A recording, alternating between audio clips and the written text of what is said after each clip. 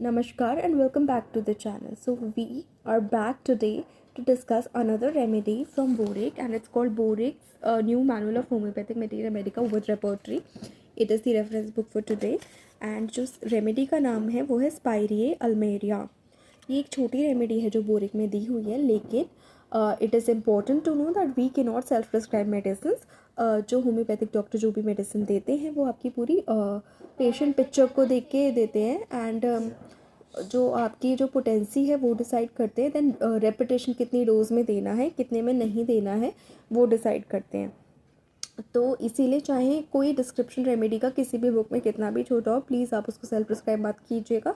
वो हार्मफुल ज़्यादा प्रूव हो सकती है रैदर देन बीइंग गुड और being favourable to you.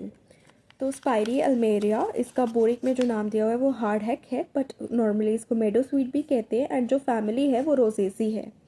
Burning and pressure feel होता है इस रेमेडी में. ईसोफेगस में कॉन्ट्रैक्टेड भी फील करता है, लेकिन ये burning, pressure, feeling of contraction जो है वर्स नहीं होती है bye soloing.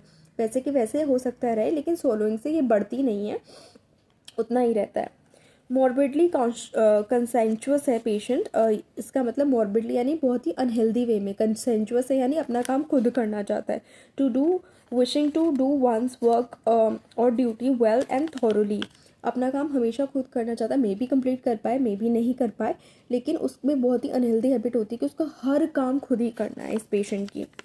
Relieves irritation of the urinary passages, influences the prostate gland, checks gleet and प्रोस्टेटोरिया.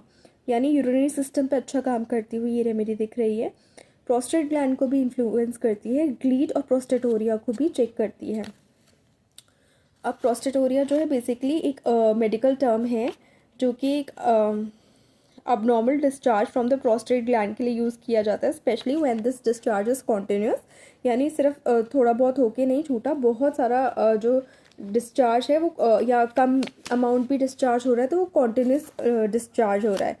Then again gleet के लिए भी ये यूज़ की जाती है, यानी एक ऐसा water discharge from the urethra caused by gonorrhoeal infection, जो गोनोरियल इन्फेक्शन की वजह से जो डिस्चार्ज होता है उस कंडीशन में वो ग्लीट कहलाता है. और इस रेमेडी को जो है एक्लेम्जिया के लिए यूज़ किया गया है, एपिलेप्सी के लिए एंड हाइड्रोफोबिया के लिए यूज़ किया गया है. यानी